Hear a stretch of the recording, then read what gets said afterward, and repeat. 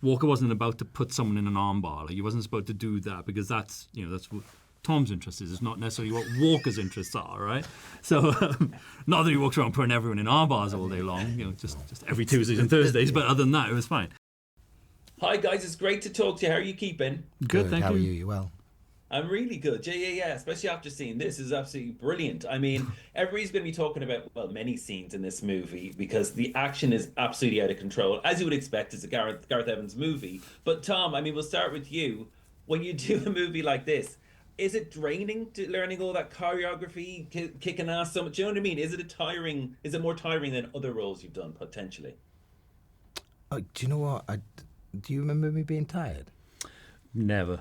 No, Never. do you? Pain in the bum, maybe, but not tired. I don't remember being physically tired. Hot in the thermal. Yeah, in the it was a bad choice for us to have so many layers. Bad choice to put on something and the puffer jacket Yeah. and the thermal fleece and the wool shirt.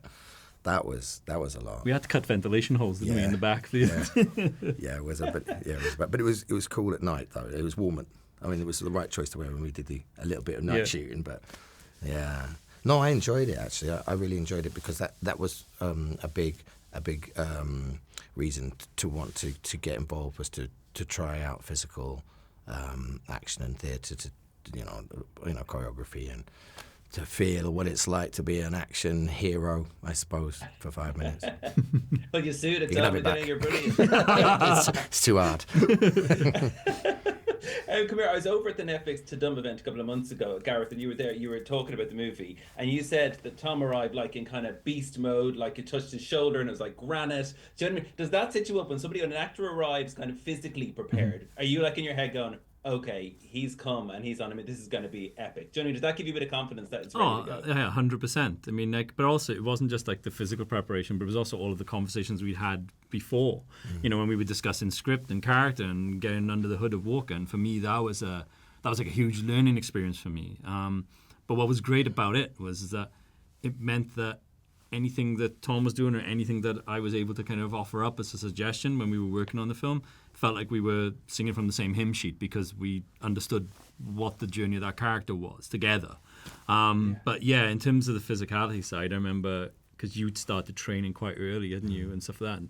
And when you turned up, it was just that thing. It was important to us as well within the action discipline, by the way, that even though we knew Tom had a background in jiu-jitsu, Walker wasn't about to put someone in an armbar. Like, he wasn't supposed to do that because that's what Tom's interest is. It's not necessarily what Walker's interests are, right? So, not that he walks around putting everyone in armbars all day long, just every Tuesdays and Thursdays, but other than that, it was fine. But yeah, so when we were designing Walker, it was very much like trying to figure out, and configure the choreography so it felt like correct to his personality, to Walker's personality. So it was very much a case of he's not going to waste time sort of twists and turns and this, that, and the other. It wasn't going to be flowery. It was going to be grabbing someone by the back of the neck and forcing their face into something blunt or sharp. It was like, and then moving on to the next one, it was like the path to least resistance in a way.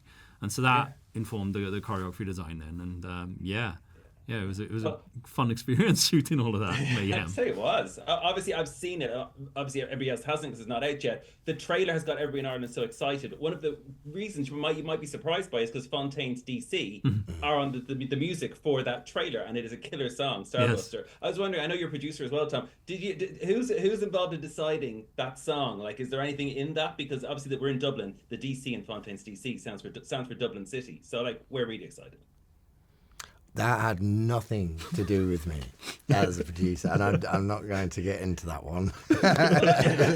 So I can't take credit for that. I would love to take credit for that. And similarly, I'd love to be able to take credit for it because it's such a great track. It is a great track. But yeah, I can't take credit for either. But the so Netflix good. publicity We've used team, it twice in my career. Yeah, the Netflix publicity team does an amazing job of cutting together like the teaser and the trailer, using that as a sort of a core base for the two releases. And so then, cut to my surprise when I start watching Mobland and hear the same track, and I'm like, "Wow, okay, that's a turn up." Let's deal with the elephant in the room. It's mad, isn't it? It's like a TV show and on this, but it's a tune. They're so popular. Yeah. They're just so popular that we've foregone all discipline. Yeah. It should just be in every trailer and every TV show Anything from now I do on. will be on that. Yeah, synonymous with anything that we're involved with. They're probably Even gonna if we're be not involved. Even if we're not surprised. involved, we just suggest you use it as well. Come here, do you ever use music to get into character, Tom? Do you know what I mean? Do you ever put on the headphones? And some actors I've talked to put on the headphones before they go onto set and get into a certain mindset and put on a certain type of music. Do you ever do that, or did you do anything like that? Yeah, sometimes, yeah, I'll do that, of course. I think music has the ability to like scent and smell can immediately transmute somebody to a space or feeling or to it. Yeah, like a smell. It's very similar. What did you do anything for this one? I saw last week that you said you'd never heard of Sabrina Carpenter, and you said you were going to listen to her. Have you? We're on FM 104. We play her all the time, so we were shocked. Have you listened to her yet since then? Yeah, I have. She's very good. That's your take. Did you listen to anything for getting into this role, into the head of this character? I don't know if I did actually. I don't think I needed to on this one. No, yeah. It wasn't music bound.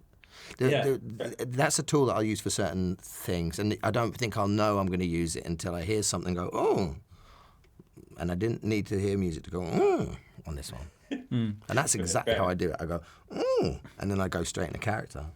Like, do you know what I mean? Like when I hear the DC Fontaines track, I'm really split. I don't know whether I'm Walker or if I'm Harry now.